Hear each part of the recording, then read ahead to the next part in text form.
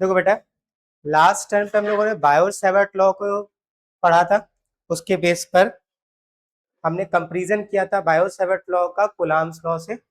आज हम Biot Savart law पर कुछ एप्लीकेशंस देखेंगे, जिसमें से पहला एप्लीकेशन आता है magnetic field at the centre of current carrying loop. ये पूछा गया है, ठीक। इसको हम कर सकते हैं अगर एक लूप माने उसके सेंटर से कुछ उसकी एक्सिस पर अगर हम किसी पॉइंट पर मैग्नेटिक फील्ड निकालें, उससे भी निकाल सकते हैं। लेकिन पेपर में सीबीएसई बोर्ड एग्जामिनेशन में स्पेशली पूछा गया है ये वाला डेरिवेशन कि किसी लूप के सेंटर पे मैग्नेटिक फील्ड की वैल्यू क्या होगी, उसे फाइंड करो, उसकी डायरेक्शन क्या होगी शो करो। ये आया है, ठीक। इसलिए हम ये वाला पोर्शन अलग करेंगे, सेंटर पे भी मैग्नेटिक फील्ड निकालेंगे और फिर एक्सेस पर भी मैग्नेटिक फील्ड निकालेंगे, ठीक। एक लूप मानेंगे, करंट कैरिंग लूप, उसके सेंटर पे मैग्नेटिक फील्ड निकालेंगे। दो अलग अलग केस में इसको सॉल्व करेंगे। डेरिवेशन एक ही है लेकिन इसको अलग अलग केस में सॉल्व करेंगे, ठीक। तो पहला केस है कि जब एक करंट कैरिंग कॉइल है, इसमें करंट फ्लो कर रही है, मान लो कितनी फ्लो कर रही है बेटा, आई करंट फ्लो कर रही है। तो इस करंट कैरिंग लूप में जो करंट फ्लो कर रही है आई, उसकी वजह से इसके सेंटर पे मैग्नेटिक फील्ड कितनी होगी वो कैलकुलेट करनी है। देखो ध्यान से, सेंटर को प्रॉपर कर दे जरा। लेट कर लिया बेटा कि ये जो लूप है इसकी जो रेडियस है वो है स्मॉल आर। रेडियस कितनी है, स्मॉल आर, ठीक। करंट फ्लो कर रही है कैसी, क्लॉकवाइज। कैसी फ्लो कर रही है बेटा, क्लॉकवाइज। देखो ऐसे वायर, ये वायर था स्ट्रेट, इसको लूप के फॉर्म में कन्वर्ट किया, तो इस तरह से लूप कन्वर्ट किया है हमने। तो करंट ऐसे जा रही है, टर्न करके वापस जा रही है, ठीक। ओके, तो इसके सेंटर पर, लूप के सेंटर पर मैग्नेटिक फील्ड को कैलकुलेट करना है, ठीक। कैसे करेंगे, तो बायो सेवर्ट लॉ का इस्तेमाल करेंगे। According to Biot Savart law, dB equal to mu not upon 4 pi I D L sine theta upon R square, ये फॉर्मूला होता है। तो बायो सेवर्ट क्या कहता है कि अगर कोई करंट कैरिंग कंडक्टर है, लॉन्ग करंट कैरिंग कंडक्टर, तो उसको छोटे छोटे पार्ट में ब्रेक कर दो। एक छोटे पार्ट को करंट एलिमेंट नाम दो, उस छोटे पार्ट की वजह से मैग्नेटिक फील्ड कितनी काम कर रही है उसे कैलकुलेट कर लो, और टोटल मैग्नेटिक फील्ड निकालने के लिए क्या कर दो, उसको इंटीग्रेट।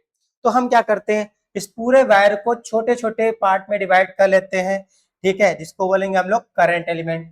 मान लो एक छोटा सा करंट एलिमेंट है। अब ये करंट एलिमेंट बेटा लेंथ हमने इतनी बड़ी दिखाई है, एक्चुअल में लेंथ इतनी बड़ी नहीं होगी, बहुत छोटी होगी, इतनी छोटी, इनफाइनाइटली, मतलब इस पूरे लूप को इनफाइनाइट पार्ट में ब्रेक करें तो क्या इनफाइनाइट पार्ट के एक पार्ट को रिप्रेजेंट कर पाओगे, नहीं। तो हम क्या कर रहे हैं, छोटा सा पोर्शन मान रहे हैं, ये दिखा रहे हैं बट ये बहुत छोटा होगा, पॉइंट से भी छोटा, पॉइंट से भी छोटा, ठीक। ये हमारा करंट एलिमेंट हो गया जिसकी लेंथ कितनी है, dl, ठीक। अब इसकी डायरेक्शन किधर मानेंगे, जो डायरेक्शन है करंट की वही डायरेक्शन होगी करंट एलिमेंट की, ये भी पढ़ा था हमने, ठीक है। अब ध्यान से देखो, ये एक छोटे वायर की तरह काम कर रहा है, ठीक। किसकी तरह काम कर रहा है, छोटे वायर की तरह, ठीक। तो इसको हम अगर देखें तो करंट कैसी फ्लो कर रही है, अपवर्ड। करंट एलिमेंट छोटा पोर्शन है तो एक स्ट्रेट वायर की तरह काम करेगा। तो देखो ध्यान से, करंट कहाँ है, ऊपर की ओर। मैग्नेटिक फील्ड कैसे टर्न करेगी, एंटी क्लॉकवाइज। तो वायर के इस पोर्शन की वजह से इस साइड देखें तो मैग्नेटिक फील्ड की डायरेक्शन कैसे होगी बेटा, इनवर्ड। और इधर देखें तो आउटवर्ड। हमें तो सेंटर पे निकालना है, कहाँ निकालना है, सेंटर पे। तो सेंटर पे इस पोर्शन की वजह से जो मैग्नेटिक फील्ड होगी वो कैसी होगी, इनवर्ड। कैसी होगी, इनवर्ड। आया क्या, कोई दिक्कत तो नहीं, ठीक है। अच्छा, दिमाग में आएगा सर यहां नहीं मान के यहां डीएल मान ले, तो चलो मान लेते हैं। तो ये डीएल पोर्शन है, ये हो गया current element, direction in the direction of current, है ना। अब देखो करंट की डायरेक्शन कहाँ हो गई बेटा, डाउनवर्ड। तो करंट की डायरेक्शन हो गई डाउनवर्ड, ठीक। करंट कहाँ है, नीचे की ओर। देखो ऐसे वायर हो गया, अब ये जो टिप है ना उसको नीचे मानो, क्योंकि करंट कहाँ है, नीचे है। देखो करंट कहाँ गई, नीचे। तो मैग्नेटिक फील्ड यहाँ से एंटर कर रही है, यहाँ से बाहर, क्लॉकवाइज होगी। तो देखो इस वाले पोर्शन की वजह से सेंटर पे जो मैग्नेटिक फील्ड होगी कैसी होगी, इनवर्ट। कैसी होगी, इनवर्ट। तो आप कहीं भी पोर्शन मानोगे तो सेंटर पे जो मैग्नेटिक फील्ड आ रही है वो कैसी आ रही है, इनवर्ट। कब, जब करंट की डायरेक्शन कैसे ली है, क्लॉकवाइज। कैसी है, क्लॉकवाइज। अगर एंटी क्लॉकवाइज ले लोगे तो यही मैग्नेटिक फील्ड की डायरेक्शन कैसी आ जाएगी, आउटवर्ड। कैसी आएगी, आउटवर्ड। इतनी बात समझ में आई कि नहीं आई?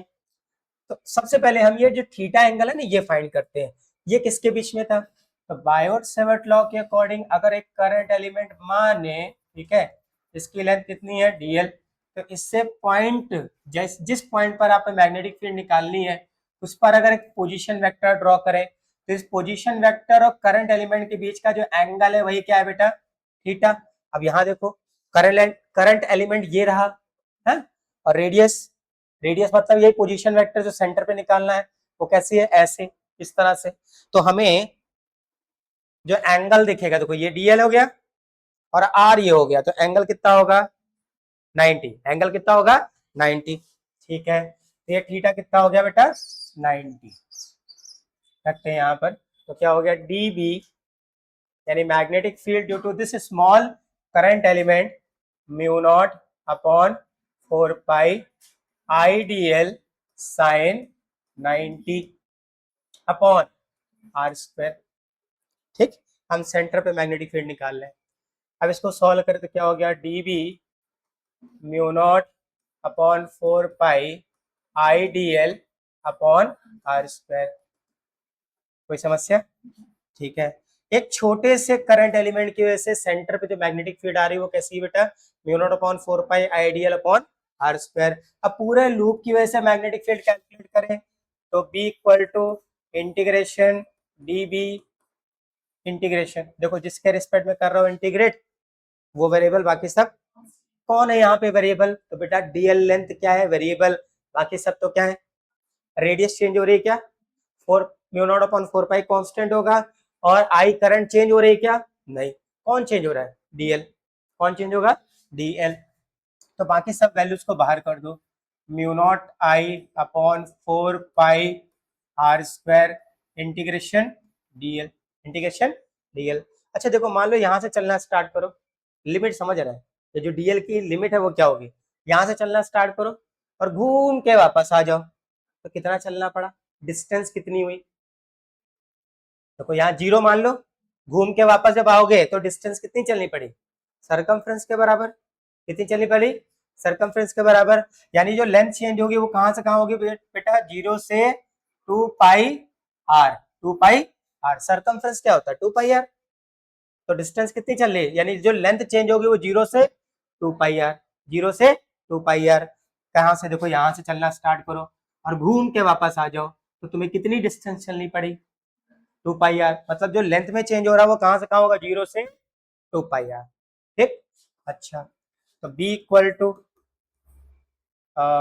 Mu naught I upon 4 pi R square. अब बेटा यहाँ कुछ नहीं तो 1, इसका इंटीग्रेशन कई बार कर चुके हैं, अगर 1 आ जाए तो इसका मतलब इसको लिख सकते हैं एल की पावर 0, एल की पावर 0। और इंटीग्रेशन में हमने फॉर्मूला पढ़ा है, इंटीग्रेशन x की पावर n dx होता है x की power n plus 1 upon n plus 1। तो इसको क्या लिखा है, l की पावर 0, l की पावर 0 प्लस 1 पावर 1 लिखते नहीं, और डिवाइड में 0 प्लस 1 1, डिवाइड में लिखेंगे नहीं बेटा, तो क्या हो गया देखो l, और लिमिट हो गई 0 से 2 पाई आर। कोई समस्या, अब लिमिट रखते हैं, अपर लिमिट माइनस, तो mu not I upon 4 pi R square, limit रखेंगे तो हो गया upper limit minus lower limit. तो ये जो है ये क्या निकल के आने वाला है, देखो 2 पाई आर, केवल क्या आएगा 2 पाई आर इंटू दिस, तो मैग्नेटिक फील्ड हो गए B equal to mu not I upon 4 pi R square into 2 pi R. कुछ कैंसिल हो रहा है, क्या कैंसिल हो रहा है, देखो आर से स्क्वायर, पाई से पाई, और 2 से इसे कैंसिल किया तो कितना आया 2, तो मैग्नेटिक फील्ड कितनी आ गई mu not I upon 2 R. ये मैग्नेटिक फील्ड होगी at the centre of this current carrying loop. अभी डायरेक्शन जो करंट की है वो कैसी है, क्लॉकवाइज, तो मैग्नेटिक फील्ड कैसी है, परपेंडिकुलर इनवर्ड, परपेंडिकुलर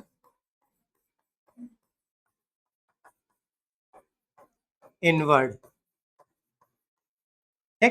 अगर करंट की डायरेक्शन कैसे कर दें, एंटी क्लॉकवाइज, कैसा कर दें, एंटी क्लॉकवाइज, ठीक। तो बताओ मैग्नेटिक फील्ड की डायरेक्शन क्या होगी। देखो थोड़ी देर के लिए मान लो जो करंट की डायरेक्शन है वो कैसी है बेटा, एंटी क्लॉकवाइज। कैसी है, एंटी क्लॉकवाइज। इसको हटा दे रहे हैं, समझ लेना, एंटी क्लॉकवाइज है तो करंट यहां से ऐसे जाएगी, है ना, ऐसे जाएगी। वैसे छोटे से पोर्शन को ही ले लो, करंट की डायरेक्शन कहाँ है, अपवर्ड, है ना, अपवर्ड। तो मैग्नेटिक फील्ड कैसे टर्न करेगी, वायर के इस तरफ कैसे होगी बेटा, अंदर की ओर, और ऐसे, और इधर वाली ही मैग्नेटिक फील्ड यहाँ काम करेगी, यानी मैग्नेटिक फील्ड की डायरेक्शन क्या हो जाएगी, आउटवर्ड। कैसी हो जाएगी, आउटवर्ड। बात समझ में आई। सेंटर पर किसी भी करंट कैरिंग लूप के सेंटर पे जो मैग्नेटिक फील्ड होगी वो कितनी होगी, mu naught I upon 2r, ठीक। अब यहाँ पर कितने लूप माने हैं, एक ही लूप माना है। कितना माना है, एक ही लूप, ठीक है। अगर n नंबर ऑफ लूप हो, क्या हो जाए, n number of loop for n number of turns लिखेंगे, नंबर्स ऑफ टर्न्स।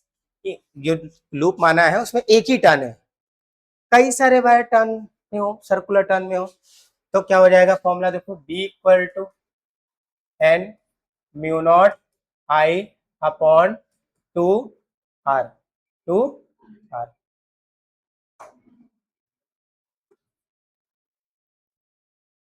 समझ में आया कि नहीं आया, कोई डाउट तो नहीं है।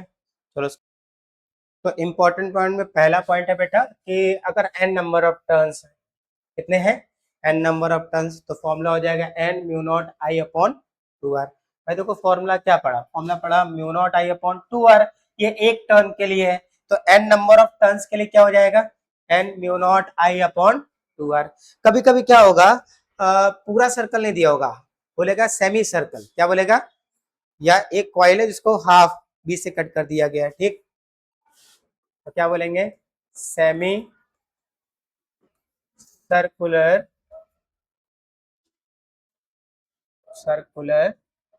लूप, ठीक। तो जब सेमी सर्कुलर लूप होगा तो क्या हो जाएगा, क्या हो जाएगा, जो हम पोर्शन देख रहे थे ना, हाफ पोर्शन, पूरे पोर्शन के लिए, अब उसको क्या कर दो, हाफ। मैग्नेटिक फील्ड पूरे पोर्शन के लिए कितनी आई है, बी इक्वल टू, एक ही लूप लिया है उसको हाफ कर रहे हैं, mu naught I upon 2r, ठीक। लेकिन अब क्या हो रहा है, सेमी सर्कल ले रहे हैं, सेमी सर्कुलर लूप ले रहे हैं, तो इसका क्या हो जाएगा, हाफ। इसका क्या होगा, हाफ। हाफ करोगे तो क्या होगा, 2 डिवाइड करो तो यहाँ मल्टीप्लाई में आ जाएगा, तो फॉर्मूला क्या बन जाएगा, फॉर सेमी सर्कुलर को loop mu not I upon 4r। Semi circular loop होगा तो फॉर्मूला लगाएंगे mu naught I upon 4r, और n number of semi circular loop हो तो n का मल्टीप्लाई कर लेंगे, क्या कर लेंगे, n का मल्टीप्लाई, ठीक। फिर डायरेक्शन जो बताई है उसको समझ लेते हैं जरा, है ना, लिखा देते हैं ताकि आप स्पेशली डायरेक्शन याद रखो, ठीक। देखो अगर मान लो करंट की डायरेक्शन कैसी है, क्लॉकवाइज है, कैसी है, क्लॉकवाइज, तो जो मैग्नेटिक फील्ड की डायरेक्शन होगी वो कैसी होगी बेटा, इनवर्ड। ये लूप है, आगे चलकर रूल बन जाएगा कि अगर किसी करंट कैरिंग लूप में करंट की डायरेक्शन क्लॉकवाइज है तो आगे चलते हुए साउथ पोलरिटी बनाएगा, क्या बनाएगा, तो मैग्नेटिक फील्ड काम कर रही है ना, तो उसे बोलेंगे साउथ पोलरिटी, क्या बोलेंगे, साउथ पोलरिटी। अगर किसी लूप में करंट की डायरेक्शन कैसी है, करंट की डायरेक्शन दिखा रहे हैं, ठीक, ये क्या है, करंट है, कैसी है, एंटी क्लॉकवाइज, तो सेंटर पे जो मैग्नेटिक फील्ड होगी वो कैसी होगी बेटा, आउटवर्ड। ये क्रॉस पता है ना क्या था, inward, perpendicular, inward to the plane of paper, inward, ठीक, और डॉट क्या था, आउटवर्ड, ठीक। रूल क्या पड़ेगा आगे जा करके, आगे में पढ़ना होगा current carrying loop as a magnetic dipole, as a magnetic dipole. तो ये डाइपोल फॉर्मेशन करता है, कैसे करेगा, तो किसी भी लूप में क्या आएगा, अगर किसी लूप में करंट की डायरेक्शन आप क्लॉकवाइज देख रहे हो, कैसी देख रहे हो, क्लॉकवाइज, तो देखो क्लॉकवाइज मतलब करंट ऐसे जा रही है, ठीक, तो साउथ बनाओ जरा, तो साउथ में ये वाले जो एंड्स होंगे वो एरो बन जाएंगे, क्या बन जाएंगे, एरो। कहेगा अगर किसी लूप में करंट की डायरेक्शन कैसी है, क्लॉकवाइज, तो वो साउथ पोलैरिटी को डेवलप करेगा। अभी यहाँ देख लिया करंट फ्लो कर रही है ना, तो मैग्नेटिक फील्ड काम कर रही सेंटर पे, वो मैग्नेटिक फील्ड का नेचर कैसा होगा, साउथ पोलरिटी, कैसा, साउथ पोलरिटी। ठीक, फिर अगर मान लो किसी लूप में करंट की डायरेक्शन कैसी है, एंटी क्लॉकवाइज, कैसी है बेटा, एंटी क्लॉकवाइज। तो एंटी क्लॉकवाइज देखो, नॉर्थ बनाओ जरा, और जो एंड पॉइंट्स है इसको एरो बना दो। ठीक, तो कहेगा कि इस लूप में करंट की डायरेक्शन कैसी है, एंटी क्लॉकवाइज। तो इसमें जो मैग्नेटिक फील्ड डेवलप हो रही है वो मैग्नेटिक फील्ड एक्ट करेगी as a north pole, as a north pole. Clear हुआ, कोई डाउट तो नहीं, नोट कर लो अब इसको जरा। देखो बेटा, इसी में जो अगला एप्लीकेशन है वो है, हम फाइंड करेंगे magnetic field on the axis of current carrying loop. एक करंट कैरिंग लूप है, उसके सेंटर से कुछ डिस्टेंस पे एक पॉइंट मानेंगे और वहां पर मैग्नेटिक फील्ड कैलकुलेट करेंगे। क्योंकि एक्सेस से कुछ डिस्टेंस पे है तो बोलेंगे जो लूप है उसकी एक्सेस पर हम किसी पॉइंट पर मैग्नेटिक फील्ड निकाल लें। एक्सेस क्या होगा, देखो, मतलब एक ऐसी इमेजिनरी एक्सेस जिसके अराउंड कोई बॉडी क्या कर सके, रोटेट कर सके, है ना। तो अगर ये लूप है या सर्कुलर कॉइल है तो जब रोटेट करेगी तो अबाउट द सेंटर, तो सेंटर से एक एक्सेस मानेंगे, ये इमेजिनरी एक्सेस क्या कहलाएगी, एक्सेस ऑफ लूप, क्या कहलाएगी, एक्सेस ऑफ लूप। ठीक, और इस लूप को रखा कैसे है, ये लूप ऐसे नहीं रखा है, अब इसको ऐसे खड़े हो जाओ, लूप ऐसे रखा हुआ है, समझ में आ गया ना। यानी लूप का केवल ये वाला पोर्शन तुमको बाहर दिखाई देगा और ये वाला पोर्शन कहाँ होगा, अंदर। ठीक, इसीलिए बनाया भी है, देखो ध्यान से, ये जो एक्सेस आ रही है ना, ये देखो ये एक्सेस, ठीक, ये क्या हो रही है, इस वाले लाइन पर ऊपर दिख रही है, जबकि ये वाली जो एक्सेस जा रही है वो इस वाले जो पोर्शन है उस पर ऊपर दिख रही है, दिख रही है। इसका मतलब क्या हो रहा है, ये एक्सेस मतलब ये वाला जो पोर्शन है वो बाहर की ओर है, ये वाला पोर्शन कहाँ है, अंदर की ओर। समझ में आ गया ना, कोई डाउट तो नहीं। ठीक है, तो इसकी एक्सेस, मान लिया इसका सेंटर क्या है ओ, और इसकी जो रेडियस है बेटा वो है स्मॉल आर, जैसे पीछे मानी थी ना। अब स्मॉल आर मानना चाहो तो स्मॉल आर मानो, या फिर बेटा मान लो स्मॉल ए, क्या मान लो, स्मॉल ए, ऐसे बना देते हैं, ज्यादा बढ़िया होगा ये जी। रेडियस कितनी हो गई, स्मॉल ए। ठीक, इसके सेंटर से एक्स डिस्टेंस पर एक पॉइंट है पी, जहां पर हमें मैग्नेटिक फील्ड को कैलकुलेट करना है, ये पॉइंट है। कोई डाउट तो नहीं है, समझ में आ गया। आगे समझना क्या करना है बेटा, अब ध्यान से समझो, ये एक लूप है, इसके सेंटर से तुमने एक्स डिस्टेंस पे पॉइंट माना, तो इस लूप पर जितने भी पॉइंट होंगे अगर वहां से इस पॉइंट को मिलाओ तो सबकी डिस्टेंस क्या आएगी, बराबर आएगी, आएगी ना। ठीक है, इसका मतलब अगर कहीं भी कोई पोर्शन माने उससे मैग्नेटिक फील्ड निकालें तो उस पोर्शन की पी पॉइंट से डिस्टेंस और सारे पोर्शन की पी पॉइंट से डिस्टेंस क्या होने वाली है, इक्वल होने वाली है। ठीक, अब बायोट सेवर्ट लॉ के अकॉर्डिंग अगर इसको हम निकाले तो बायोट सेवर्ट कहता है कि जो करंट कैरिंग कंडक्टर है उसको छोटे छोटे पार्ट में ब्रेक कर लो, एक छोटे पार्ट की लेंथ जो होगी उसे क्या बोलेंगे, करंट एलिमेंट।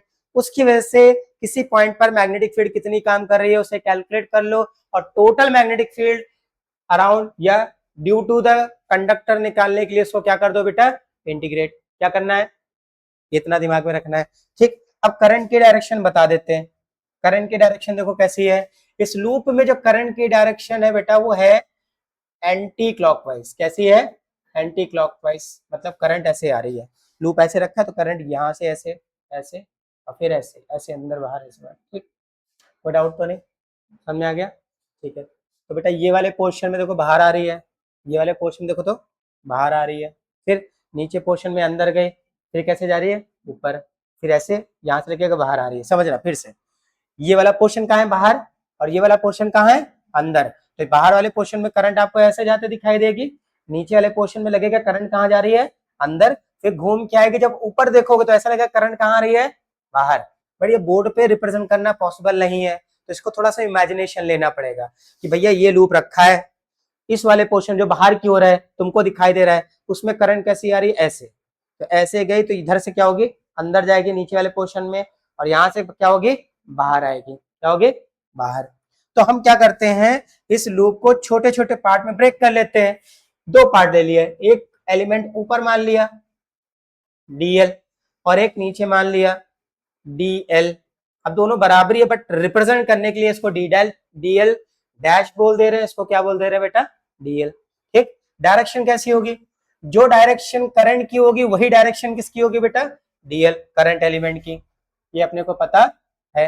अब इस डीएल एलिमेंट की वजह से पी पॉइंट पर मैग्नेटिक फील्ड निकालना है, तो एक काम करो, सबसे पहले डीएल से पी को मिलाओ, डीएल से पी को मिलाओ। कोई समस्या तो नहीं बेटा, देखो कोई डाउट तो नहीं, समझ में आ गया।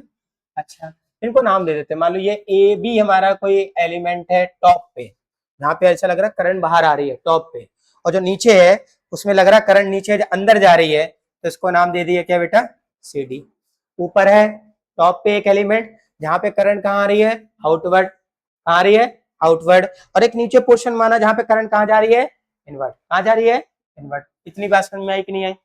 अच्छा, करंट देखो कहाँ पर है, इसमें कैसी है, आउटवर्ड, करंट कैसी है, आउटवर्ड, तो डीएल की डायरेक्शन भी कैसी होगी, आउटवर्ड, आया ना, ठीक है। अच्छा बेटा, सबसे पहले बायोट-सेवर्ट लॉ लिख लो। बायोट-सेवर्ट लॉ के अकॉर्डिंग इस स्मॉल पोर्शन की वजह से पी पॉइंट पर जो मैग्नेटिक फील्ड होगी वो होगी vector form, DB vector equal to mu not upon 4 pi I DL cross R upon R cube, upon R cube, ठीक है। अच्छा, क्रॉस हटाओगे तो क्या आएगा, साइन थीटा, क्या आएगा, साइन थीटा, तो बन जाएगा, साइन थीटा का टर्म में लिखना चाहो लिख लो, क्या हो जाएगा, mu not upon 4 pi I DL, देखो आर वेक्टर, ये क्या मैग्नीट्यूड लिखोगे इसका, आर से आर क्या हो जाएगा, कैंसिल, तो अपॉन में R square into sine theta. एक बार वेक्टर फॉर्म में लिख दिया है, एक बार स्केलर फॉर्म में लिख दिया है। ठीक, सबसे पहले समझो ये थीटा एंगल कितना होगा, तो देखो करंट एलिमेंट ये है, छोटा सा पोर्शन होता है तो स्ट्रेट ये है, और जो पी पॉइंट्स पे लाइन मिल रही है, डीएल से जो पी पॉइंट पे लाइन मिल रही है, उसको अगर यहाँ पर दिखाएं, कहाँ गया पेन मेरा दूसरा वाला, ये रहा, देखो ये डीएल आ रहा है, ऐसे देखो पॉइंट बाहर है तो करंट बाहर है, डीएल की डायरेक्शन कैसी है, बाहर है, जो पी पॉइंट पे मिला रहे हैं लाइन, देखो ये मिल रही है आकर के, तो एंगल क्या दिखेगा इनके बीच में, क्या एंगल दिखेगा, 90। डीएल और ये जो आर पोजीशन वेक्टर ड्रॉ किया है, नाम दे देते इसको आर, क्या बोल दे, आर, ठीक, जिसकी डायरेक्शन दिखाएंगे फ्रॉम इस एलिमेंट से पॉइंट पी तक, एलिमेंट से पॉइंट पी तक, ठीक, तो एलिमेंट से पॉइंट पी ये रहा, ये हो गया आर वेक्टर, ठीक, और जो करंट एलिमेंट है उसकी डायरेक्शन कैसी बेटा, आउटवर्ड, यही तो लाइन मिलाई है आपने, है ना, तो इनके बीच का एंगल कितना दिख रहा है तुमको, 90, कितना दिख रहा है देखो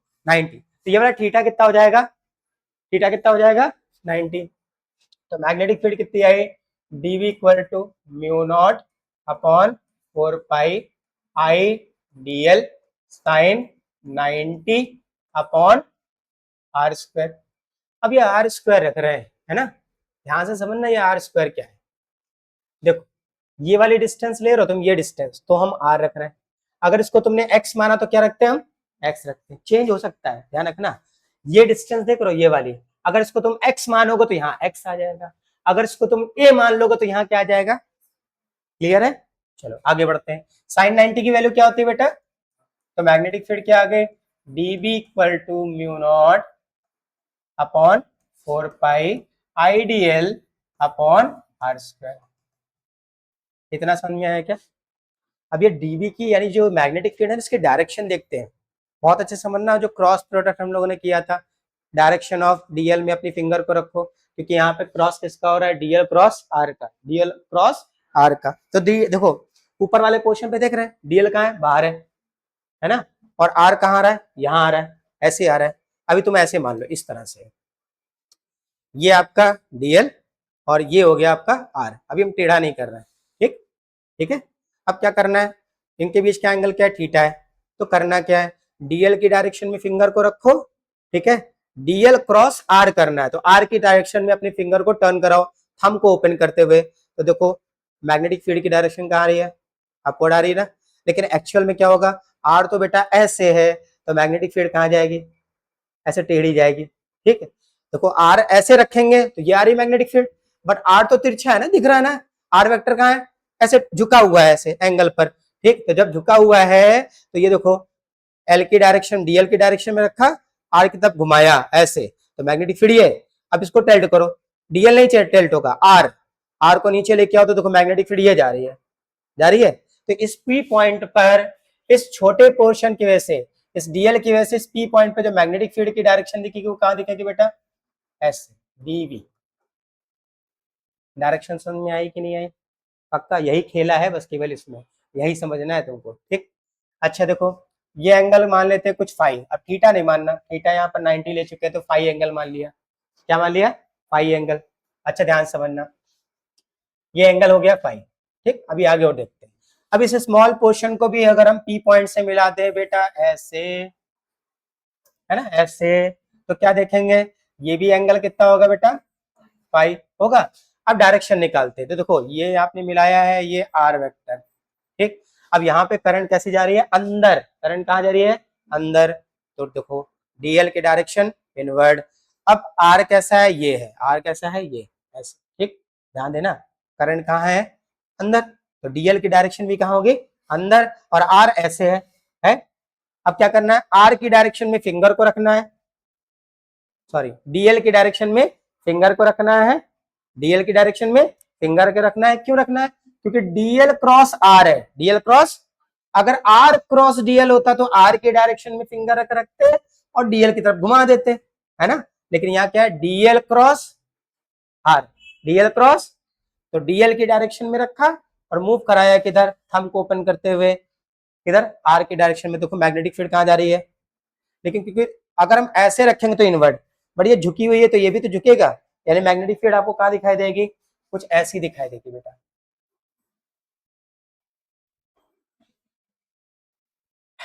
कोई डाउट तो नहीं बेटा, डायरेक्शन समझ में आ गई, सारा खेला यहीं पे छुपा छुपा हुआ था कि भैया ये डायरेक्शन ऐसे कैसे, ये डायरेक्शन ऐसे कैसे, ठीक, इस लाइन पे तो नहीं होगी, ठीक। अच्छा ध्यान समझो, अब हो सकता है कि अगर हम डीबी और डीबी, कौन से, ये वाले डीबी और ये वाले डीबी, स्मॉल मैग्नेटिक फील्ड, इनका कंपोनेंट ब्रेक करें तो देखेंगे कुछ कंपोनेंट इसका और इसका ऐड होता दिखाई देगा, जबकि कुछ कंपोनेंट इसके क्या होंगे, सब्ट्रैक्ट होते दिखाई देंगे या एक दूसरे को कैंसिल होते दिखाई देंगे।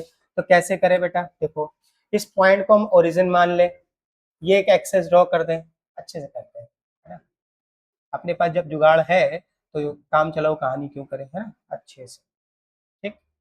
ये अपनी हो गई वाई एक्सिस, ठीक, और ये अपनी हो गई एक्स एक्सिस, है ना। अब जरा एंगल समझना बेटा, ये एंगल फाई है, ये एंगल फाई है। देखो ये जो डॉटेड एक्सिस है ये, और ये जो डॉटेड एक्सिस बना है ये एक दूसरे पे क्या होंगे, अरे सोचने वाली बात ही नहीं है, ये डॉटेड एक्सिस और ये वाली डॉटेड एक्सिस एक दूसरे पे क्या होंगे, ठीक है। अब उसमें से ये एंगल कितना है, फाई, समझना ध्यान से, वरना बुक में तो डायरेक्टली लिखा है ये एंगल भी फाई होगा, ये एंगल भी क्या होगा, फाई। समझना क्या करना चाह रहे हैं, हमने क्या बोला, ये वाली डॉटेड लाइन जो है ये ग्रीन वाली, और ये जो आपको दिख रही है ब्लू कलर से, ये जो यहाँ पी पॉइंट तक मिल रही है, ये एक दूसरे पे क्या है, परपेंडिकुलर। अब परपेंडिकुलर है तो इतना एंगल क्या है, फाई, तो बताओ ये वाला एंगल कितना होगा, 90 माइनस फाइव, ठीक। अब देखो ये आर है और ये मैग्नेटिक फील्ड है, ये एक दूसरे पे क्या है, परपेंडिकुलर, ये दोनों एक दूसरे पे क्या है, यानी ये पूरा एंगल क्या होगा, 90, 90 में से ये वाला एंगल कितना है, 90 माइनस फाइव, तो बताओ बचा हुआ एंगल कितना होगा, फाइव। ऐसे देखो ये पूरा एंगल कितना है, 90, इसमें से ये एंगल कितना है, 90 माइनस फाइव, तो बचा हुआ एंगल निकालने के लिए क्या करोगे, 90 माइनस फाइव, माइनस साइन का अंदर मल्टीप्लाई करो तो माइनस 90 प्लस फाइव, 90 कैंसिल, तो बचा एंगल कितना हो गया बेटा, फाइव। क्लियर, कोई समस्या तो नहीं, समझ में आ गया, ये एंगल फाइव और ये एंगल भी क्या होगा, फाइव। बाकी जो बीच में खिचड़ी है उसको हटाने की कोशिश कर देते हैं भाई, है ये बात बैठ गई ना दिमाग में कि ये वाला एंगल फाइव, तो ये एंगल फाइव क्यों हो रहा है ना। अच्छा वैसे ये एंगल फाइव है तो बताओ ये वाला एंगल भी क्या होगा, फाइव होगा, ठीक। अब हमने को समझ में आ चुका है कि भैया ये एंगल फाइव सेम क्यों हो रहे हैं, ठीक। क्लियर, कोई डाउट तो नहीं, आगे बढ़ते हैं बेटा। अब देखो ध्यान से, ये मैग्नेटिक फील्ड वेक्टर क्वांटिटी है, ठीक। इसका ये जो dB है वो इस एक्सिस के साथ फाई एंगल बना रही है।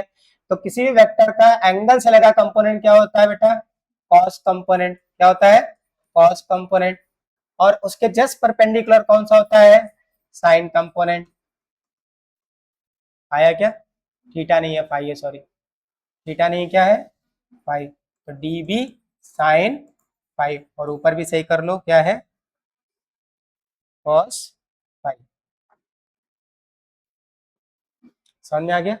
वैसे ये देखो ये वेक्टर वेक्टर क्वांटिटी है, तो ये जो एंगल बना रही फाई, फाई से लगा एंगल का जो कंपोनेंट होगा वो क्या होगा बेटा, कॉस कंपोनेंट। क्या होगा, कॉस कंपोनेंट। और इसके जस्ट परपेंडिकुलर क्या होगा, साइन कंपोनेंट। आया क्या। अब जो आपने इस लूप को स्मॉल स्मॉल पार्ट में ब्रेक किया, हर एक पार्ट की लेंथ क्या है, सेम। करंट जो फ्लो कर रही है वो क्या है, सेम। डिस्टेंस क्या है, सेम। तो दोनों पोर्शन मैग्नेटिक फील्ड भी क्या लगाएंगे, सेम। मैग्नेटिक फील्ड के मैग्नीट्यूड क्या है, सेम। बट ये दोनों देखो, ये दोनों कंपोनेंट एक दूसरे की क्या है, अपोजिट। इनका मैग्नीट्यूड तो सेम है बट डायरेक्शन क्या है बेटा, अपोजिट। तो ये कॉस कंपोनेंट एक दूसरे को क्या कर देंगे, कैंसिल। अब ध्यान से देखो तो साइन कंपोनेंट सब एक डायरेक्शन में आ गए। किसी दो करंट एलिमेंट की वजह से साइन कंपोनेंट ऐड हो रहे हैं, तो पूरे लूप के लिए बात करें तो क्या हो जाएगा, सबका एडिशन करेंगे। तो total magnetic field due to loop जो काम करेगी वो क्या हो जाएगी, B equal to integration dB sine phi. आया कि नहीं आया, पक्का। दो पोर्शन की वजह से जो साइन फाई कंपोनेंट वो ऐड हो रहा है, केवल दो एलिमेंट की वजह से। और हमने तो इनफाइनाइट पार्ट में ब्रेक किया है ना, तो सबकी वजह से निकालना हो तो क्या करेंगे, ऐड। और ऐड को ही क्या बोलेंगे, इंटीग्रेशन। क्या बोलेंगे, इंटीग्रेशन।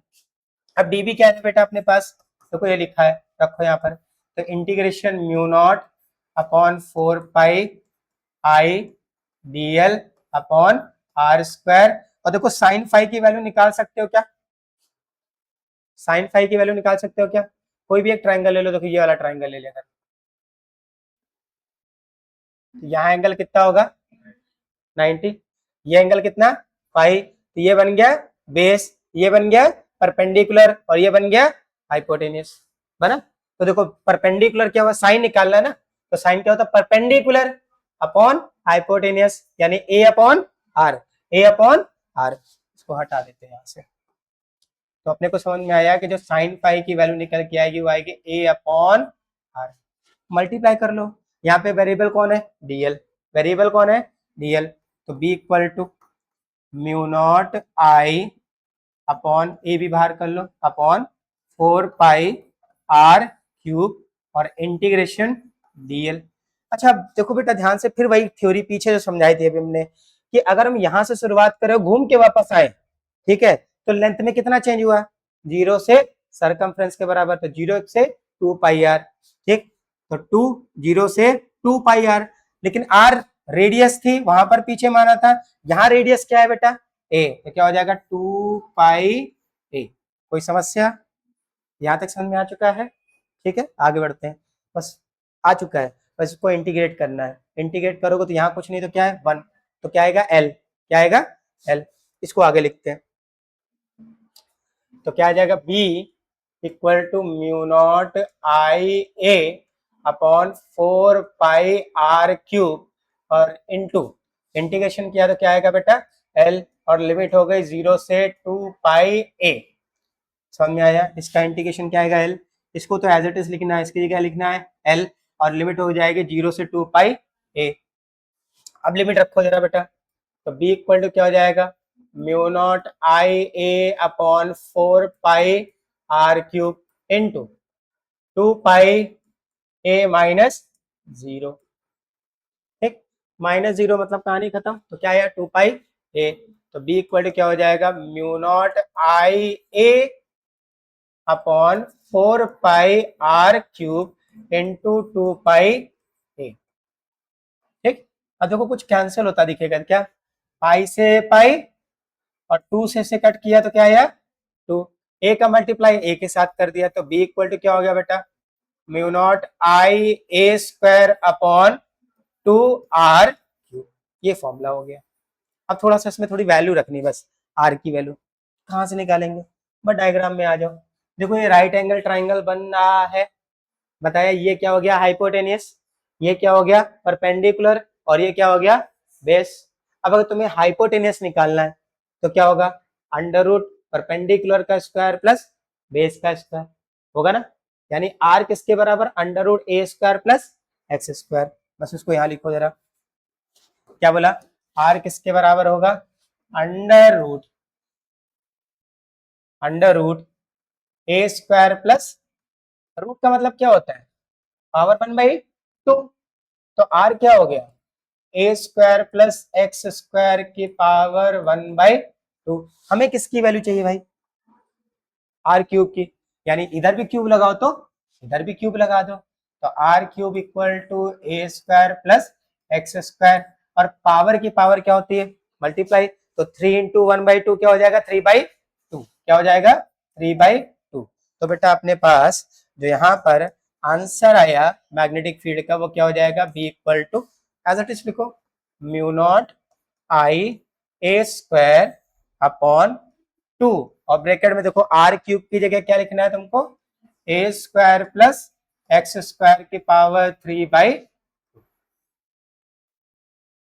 ठीक, डायरेक्शन किधर होगी, तो डायरेक्शन भी देख सकते हो तुम, कहां से देख सकते हो डायग्राम में देखो, जो टोटल मैग्नेटिक फील्ड आ रही है वो डीबी साइन फाई, जो कंपोनेंट उसके एडिशन से आ रही है, सारे डीबी साइन फाई किधर होंगे इधर, लूप की एक्सेस की डायरेक्शन में होंगे, लूप के सेंटर से बाहर और एक्सेस पर, तो जो टोटल मैग्नेटिक फील्ड आएगी वो कहां होगी एक्सेस पर, outward to the centre, centre से बाहर और एक्सेस पर। ठीक है, जबकि साइन कॉस फाई वाले टर्म क्या हो जा रहे हैं कैंसिल, कॉस फाई वाले टर्म क्या हो जाएंगे कैंसिल। क्लियर है, ये फाई एंगल क्यों होगा समझ में आ गया है ना, कोई दिक्कत तो नहीं है। ठीक है, कोई कहानी तो नहीं बेटा, समझ में आ गया।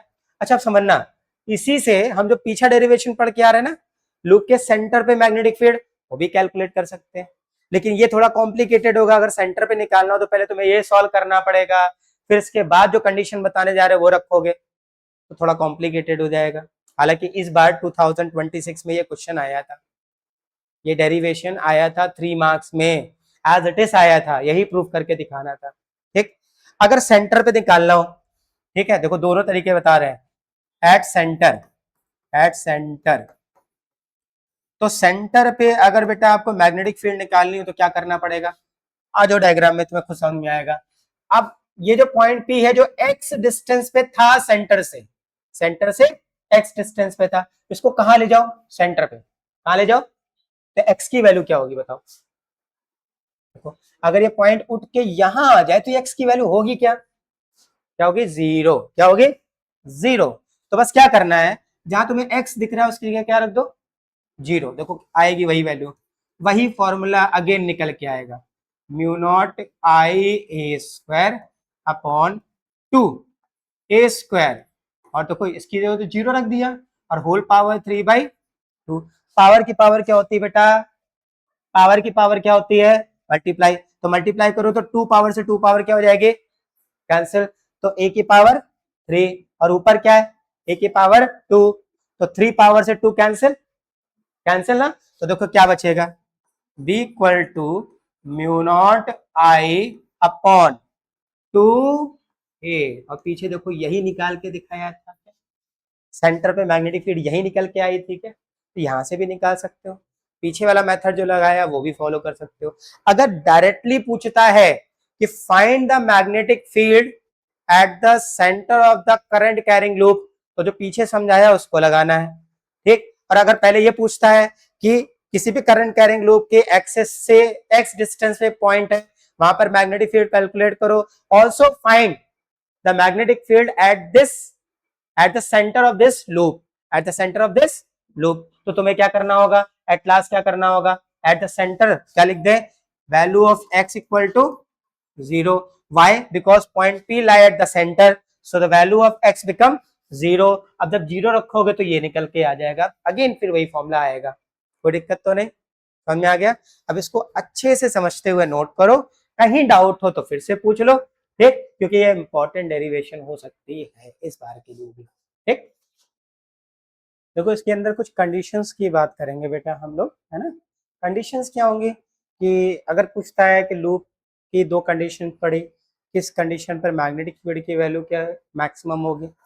फिर लूप है तो मैग्नेटिक फील्ड डेवलप हो रही है सेंटर पे, अगर करंट की डायरेक्शन पलट रहे हैं तो मैग्नेटिक फील्ड की डायरेक्शन में क्या हो रही है, रिवर्स। ठीक, तो एक लूप की वजह से क्या मैग्नेटिक फील्ड की क्या डायरेक्शन होगी, अगर उसको देखना हो तो कैसे, क्योंकि क्वेश्चन में इसको हमें इस्तेमाल करना हो। ठीक, तो क्या देखते हैं, कुछ इंपॉर्टेंट पॉइंट देखते हैं। ठीक, सम इंपॉर्टेंट पॉइंट नाम देंगे सम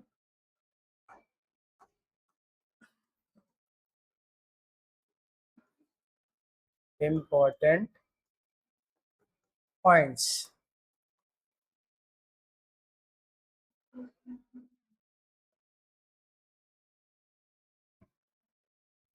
समझना बेटा, सम इम्पोर्टेंट पॉइंट के अंदर पहला पॉइंट, ठीक, कि मैग्नेटिक फील्ड की वैल्यू मैक्सिमम कहाँ होगी।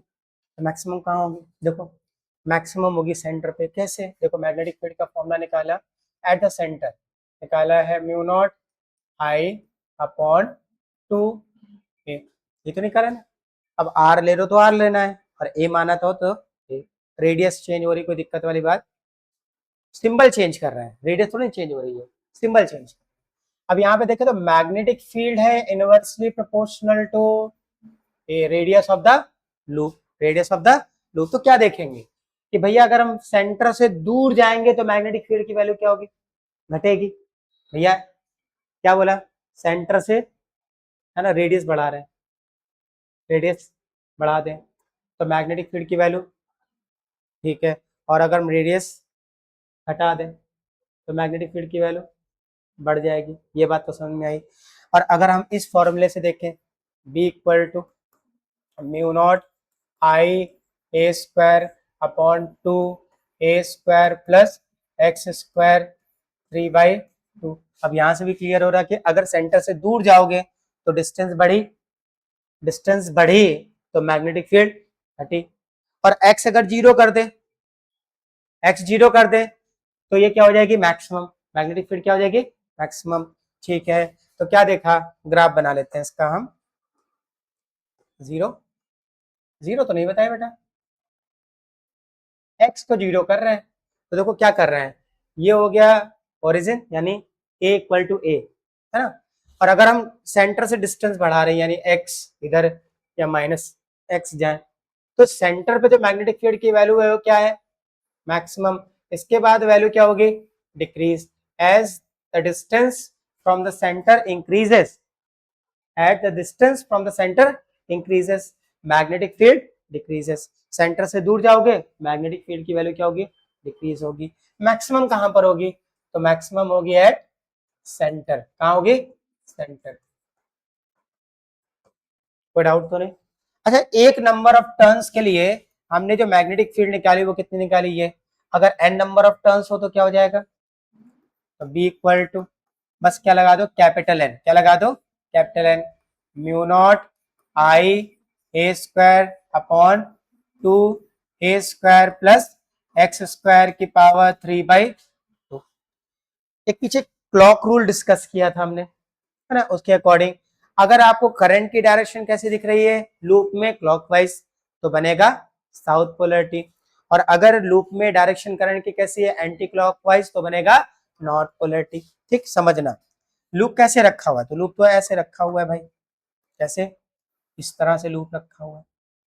ठीक, अब मान लो हम लूप के इस तरफ खड़े हैं और ऐसे देख रहे हैं, तो करंट की डायरेक्शन कैसी दिख रही है, एंटी क्लॉकवाइज। कैसी है, एंटी क्लॉकवाइज। मतलब इधर वाला पोर्शन हमको दिख रहा है एंटी क्लॉकवाइज, तो इधर क्या बनेगा, नॉर्थ पोल। इधर क्या बनेगा, अगर हमने पॉइंट ऑफ व्यू चेंज किया तो उधर देखने पे क्या दिखाई देगा, क्लॉकवाइज। क्या दिखाएगा, क्लॉकवाइज। मतलब इधर वाला जो पोर्शन है, इधर वाला पोर्शन वो एक्ट करेगा नॉर्थ पोल की तरह, और इधर वाला जो पोर्शन है वो वर्क करेगा ऐसे साउथ पोल। ठीक, अब मैग्नेटिक फील्ड में चलो जरा, पढ़ा था 10th में, किसी भी बार मैग्नेट में मैग्नेटिक फील्ड आउटसाइड कैसी होती है, नॉर्थ टू, और इनसाइड कैसी होती है बेटा, साउथ टू नॉर्थ। मतलब इसमें मैग्नेटिक फील्ड की डायरेक्शन कैसे दिखाई देगी, साउथ टू नॉर्थ।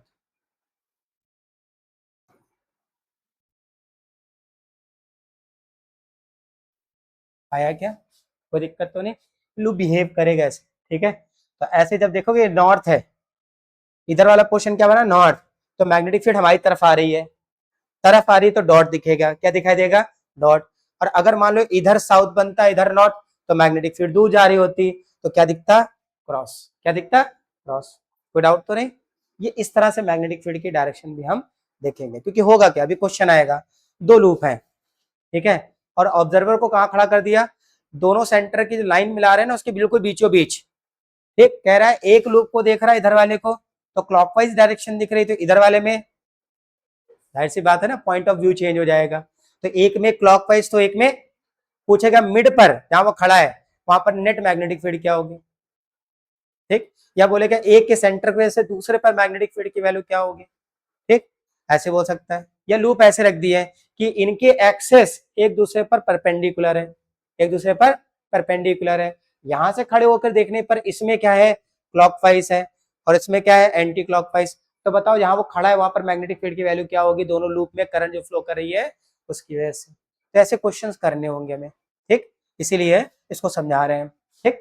चलो बना लो इसको इंपॉर्टेंट पॉइंट में, आगे बढ़ते हैं फिर।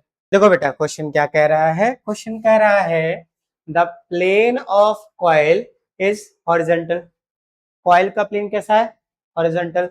वर्टिकल बोलता है तो कैसे, ऐसे है ना, हॉरिजॉन्टल बोल रहा है तो कॉइल कैसे है, ऐसे, इस तरह से, ठीक।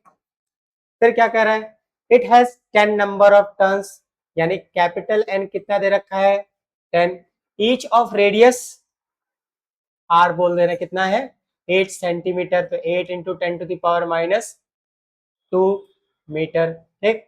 A current of 2 ampere, I equal to 2 ampere flows through it, कितनी करंट फ्लो कर रही है, 2 एम्पियर। अभी डायरेक्शन की बात नहीं करी है। अब आगे देखो, the current appears to flow clockwise from a point above the coil, ये कॉइल है, कॉइल से एबव पॉइंट ऊपर होगा कि नीचे, ऊपर होगा। तो मान लो तुम यहां कहीं खड़े हो, तुम ऑब्जर्व कर रहे हो, ठीक, तो करंट की डायरेक्शन कैसी दिख रही है, क्लॉकवाइज। तब तुम यहां से देख रहे हो तो कैसी दिख रही है, क्लॉकवाइज। तो क्लॉकवाइज डायरेक्शन कैसी होगी, ऐसे ही तो होगी, इस तरह से डायरेक्शन है क्या, करंट की, जिसकी वैल्यू कितनी है, 2 एम्पियर। आया क्या, कोई दिक्कत तो नहीं, लिखा हुआ साइड में हटा देते हैं इसको। ओके, क्या कह रहा है, find the magnitude and direction of magnetic field at the centre of the coil due to the current, ठीक है। तो सेंटर पे निकालना है, तो सेंटर पे मैग्नेटिक फील्ड का फॉर्मूला बी इक्वल टू, अच्छा नंबर ऑफ टर्न्स याद रखना है, N mu naught I upon 2a, 2a मतलब आर ले रहे हैं, आर, तो बी इक्वल टू एन कितना, 10 mu naught 4 pi into 10⁻⁻⁷, mu naught upon 4 पाई की वैल्यू कितनी होती है, 10⁻⁷, ठीक है। अब म्यू नॉट की वैल्यू लिखनी है तो क्या हो जाएगा, 4 पाई इंटू 10⁻⁷। करंट की वैल्यू कितनी बेटा, 2 divide by 2 into into R कितना है, 8 इंटू 10⁻⁻², ठीक। चलो इसको सॉल्व करते हैं, 2 से 2 कैंसिल, 4 से इसको खत्म किया कितना आया, 2, और 2 से इसको कैंसिल किया कितना आया बेटा, 5। कोई डाउट तो नहीं। अब इसको थोड़ा और सॉल्व कर लेते हैं, ये हो गया 5, पाई की वैल्यू 3.14, ठीक, इंटू 10⁻⁻⁷। देखो -2 नीचे ऊपर ले जाए तो क्या हो जाएगा, +2, और डिवाइड में कुछ बचा क्या, नहीं, अब सिर्फ मल्टीप्लाई करके लिखना है, तो b इक्वल टू 5 का मल्टीप्लाई करो तो 5 4 जा 20, 5 1 जा 5 और 2 7, फिर इसके बाद 5 3 जा 15, पॉइंट कितने डिजिट पे लगाना है, 2, और इसके बाद ये हो गया 10⁻⁻⁵, ठीक। और थोड़ा सा इसको सॉल्व कर लो, पॉइंट को हमेशा 1 डिजिट पे रखते हैं, कहाँ रखते हैं बेटा, 1 डिजिट पे। तो पॉइंट को अगर लेफ्ट साइड ले जाए तो पावर पॉजिटिव जाती है, तो एक पॉइंट ले जाओ तो एक पॉजिटिव पावर, तो 5 में से 1 माइनस किया तो कितना बचेगा, 4, कितना बचेगा, 4। तो मैग्नेटिक फील्ड कितनी आ गई, 1.57, जीरो की कोई वैल्यू होगी, हटा दो पॉइंट के बाद, इंटू 10⁻⁻⁴ टेस्ला। देखो यही आंसर आ रहा है क्या? मैग्नेटिक फील्ड की डायरेक्शन पता लग गई, सॉरी मैग्नेटिक फील्ड का मैग्नीट्यूड निकल आया, कितना है 1.57 into 10 to the power -4 tesla. अब मैग्नेटिक फील्ड की डायरेक्शन क्या होगी? क्या होगी? डायरेक्शन। तो समझो ध्यान से जरा, अगर कोई करंट कैरिंग लूप है, ठीक, जिसमें करंट की डायरेक्शन आपको दिख रही है क्लॉकवाइज, कैसी दिख रही है बेटा? क्लॉकवाइज। तो क्लॉकवाइज मतलब बनाएगा साउथ पोलैरिटी। क्या बनाएगा? अगर साउथ इधर है तो पीछे क्या होगा? और मैग्नेटिक फील्ड कैसे जाती दिखाई देगी? अंदर। किसी भी मैग्नेट के अंदर मैग्नेटिक फील्ड डायरेक्शन कैसी होती है? South to north. Magnetic field ऐसे अंदर जाती दिखाई देगी। तो जो पर्सन यहाँ पे खड़ा है, यहाँ पे, उसको मैग्नेटिक फील्ड क्या दिखाई देगी? इस लूप के अंदर जा रही है, यानी कैसी होगी? डाउनवर्ड। कैसी डायरेक्शन होगी? डाउनवर्ड। तो मैग्नेटिक फील्ड की डायरेक्शन अपने को समझ में आती है, कैसी होगी? ऐसे, इस तरह से। क्लियर है? क्लियर है? कोई डाउट तो नहीं? तो डायरेक्शन कैसी होगी? इनवर्ड। ठीक, सेंटर पे डाउनवर्ड दिखाई देगी, और मैग्नीट्यूड का जो निकल के आएगा वो कितना होगा? ये। ठीक, नोट कर लो। क्वेश्चन पढ़ते हैं पहले, देखो ध्यान से क्या कह रहा है क्वेश्चन बेटा। अगला क्वेश्चन क्या कह रहा है, देखो। Two identical circular loop, question अच्छे से पढ़ो फिर इसका डायग्राम बनाते हैं, ठीक है। Two identical circular loop P and Q, मतलब दो लूप हैं, एक का नाम क्या दिया? P, एक का नाम क्या दिया? Q। ठीक, each of radius capital R, दोनों की रेडियस क्या है? कैपिटल R है। Carrying current 1 ampere and √3 ampere, यानी P में करंट कितनी है? 1 एम्पियर। Q में कितनी करंट है? √3 ampere respectively. Are placed concentrically, मतलब दोनों का सेंटर क्या है? सेम। ठीक, अच्छा। And perpendicular to each other lie in, और एक दूसरे पे क्या है? परपेंडिकुलर है। पहली बात, उनका सेंटर क्या है? सेम, और एक दूसरे पर परपेंडिकुलर है। अब समझो यहाँ पे कुछ दिया है, और lying in X Y plane, मतलब जो पी कॉइल है वो कहां लाई कर रही है? एक्स वाई प्लेन पर। एंड वाई जेड प्लेन, जो क्यू कॉइल है वो वाई जेड प्लेन पे है। कहां पर है? वाई जेड प्लेन पर। ठीक, अच्छा। Find the magnitude and direction of net magnetic field at the centre of the coils. Coil के सेंटर पे हमें net magnetic field find out करनी है। तो हम क्या करेंगे? सबसे पहले बना लेंगे एक्सेस। क्या बना लेंगे? एक्सेस, क्योंकि बिना एक्सेस के तो काम नहीं चलेगा भाई। इसने कुछ बोला है ना, उसकी कहानी को कंप्लीट करना पड़ेगा। ये क्या हो गए अपने? Y axis. ये क्या हो गई? एक्स। ये क्या हो गई? जेड। और ये क्या हो गया? ओरिजिन। अब ओरिजिन पे ही मानेंगे, ठीक है। देखो क्या कर रहा है, लाई कर रही, पी कहां लाई कर रही? एक्स वाई प्लेन पर। एक्स वाई प्लेन कहां होगा? एक्स वाई प्लेन, इस तरह से, इस तरह से, ठीक है। तुमको ऐसे मानना है, एक्स वाई प्लेन हो गया, ठीक। फिर अगली कहां लाई कर रही है? Y Z plane, Y Z plane, ठीक। तो आपको जो दोनों लूप दिखाई देंगे वो कुछ ऐसे दिखाई देंगे। देखो, एक तो हो गया ऐसे, दूसरा हो गया ऐसे, सेंटर सेम, सेंटर सेम, ठीक। डायरेक्शन ऑफ करंट बोला है क्या? हाँ, डायरेक्शन ऑफ करंट नहीं बोला है, लेकिन एक वर्ड बोल दिया है। देखो क्या लगा है? आइडेंटिकल। इसका मतलब रेडियस सेम, एरिया सेम, ठीक। तो करंट की डायरेक्शन भी सेम, ठीक। अगर क्लॉकवाइज मानोगे इसमें तो इसमें भी क्लॉकवाइज, अगर इसमें एंटी क्लॉकवाइज मानोगे तो इसमें भी एंटी क्लॉकवाइज, ठीक। चलो देखते हैं, डायरेक्शन बनाते हैं। इसको हटा दे रहे हैं, इसकी रिक्वायरमेंट ज्यादा है नहीं तो हटा देते हैं इसको। ये तो सिर्फ समझाने के लिए हमने लिया था, और कुछ नहीं है। अरे यार,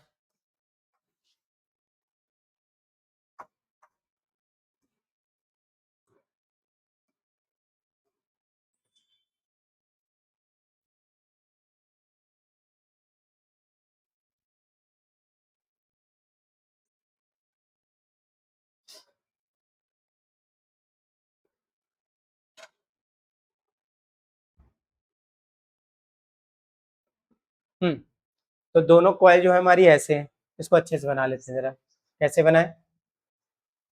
तो भैया यहाँ अपने पास ऑप्शन है, अच्छे से बनाने का। तो एक कॉइल मान लो ऐसे है और दूसरी कॉइल ये रही, ठीक है, ये हो गया एक्स वाई प्लेन पर और ये हो गई वाई जेड प्लेन पर, ठीक है, वाई जेड प्लेन पर।